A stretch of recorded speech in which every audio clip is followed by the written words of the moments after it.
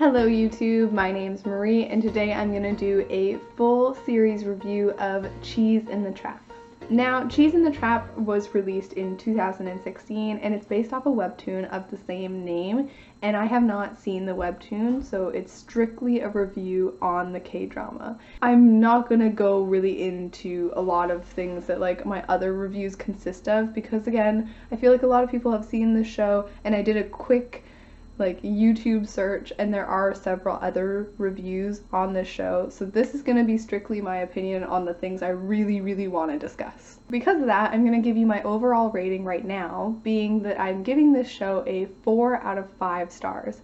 If you know me, that's quite a high rating. I very rarely give shows above 4 or 4 or higher. I really did enjoy the viewing process journey of the show, but as you're gonna see, I had some problems with it. So let's give a brief synopsis for those who haven't seen the show in a while. So this series follows our female lead as she navigates university, and I really did love her and this character and the actress that played her. I feel like this character was so well written that I feel like I know her. Like, I feel like I have a very strong sense of this character's personality. Now, her life is complicated by the male lead, as he is deceiving everybody but her with his charms.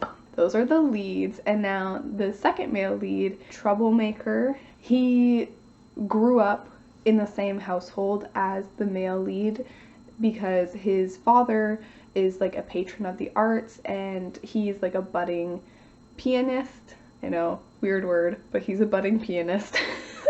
Then there's an incident and it really breaks down the whole like family dynamics that they have going on there, and he runs away, and now the two leading male characters in the show, like, they are not in a good place. There's a lot of conflict and unresolved issues in their relationship. So first off, I want to just say that I think this show could have used another like 3 or 4 episodes.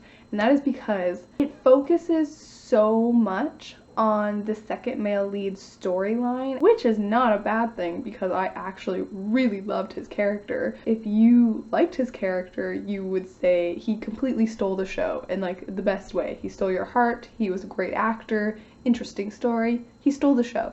But if you didn't like him, then you would probably feel like he hijacked the story because it focuses so much on him and completely like brushes aside the male lead and the main romantic relationship. I would hate to see any of his story cut out, but there should be more to do with the male lead. Like, he had such little screen time. It was almost criminal.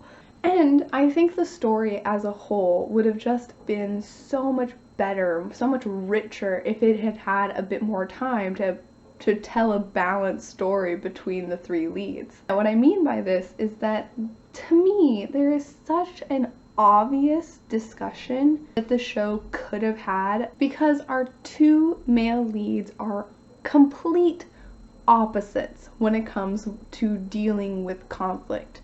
Male lead, who gets like no screen time, he is like a puppet master. He's very indirect when it comes to conflict. He prefers to be like very emotionally manipulative and kind of get what he wants from people, or like get his revenge behind the curtain sort of thing. Whereas our second male lead, he's so direct. He is like, if I have a problem with you, I'm gonna just punch you in the face. What makes one acceptable? Well, one is apprehensible. Like, why is physical pain different than emotional pain? Or why is physical confrontation and violence okay? Because that's what our second male lead does all the time, and there's like nothing, like the show never says that that's wrong. Whereas like the emotional manipulation that our male lead does, the show continuously tells you that that is a bad thing to do. From the moment that you meet our male lead, like this is another problem with the show, they set up his character to be one that you're very skeptical of. So from the musical cues to like the inner monologue that our female lead goes through concerning him, you're just constantly on edge and you don't know his motives and you don't know if he should be trusted, and you're just like, it's so uncertain. So you're never allowed to really get invested in him, and you don't get anything from his perspective until episode 12. I think it's episode 12 or 14. For way too long of the show, you're uncertain about him. So that's a big problem. I feel like all of my points kind of bleed together a little bit, so hopefully at the end of this like big long rambly mess, you'll be able to kind of get my main gripes with the show at the end of this video. So that discussion is one that like I've really projected onto the show. They don't talk about it. It's not a theme.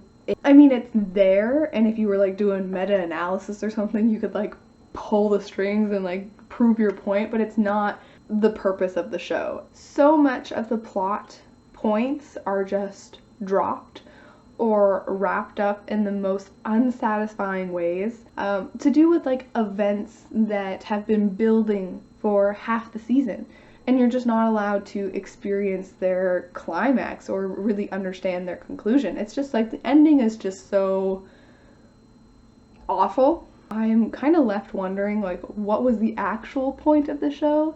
Like, if the point wasn't to have this very obvious discussion that's embedded in these characters, what is the actual point? You know, this show talks a lot about personal responsibility. Because of the nature of our male lead and how he's so manipulative, brings up a lot of questions about if a lot of outside factors are pushing you to make a certain decision, is it truly your choice or the fault of your environment? And I think that's a fascinating question.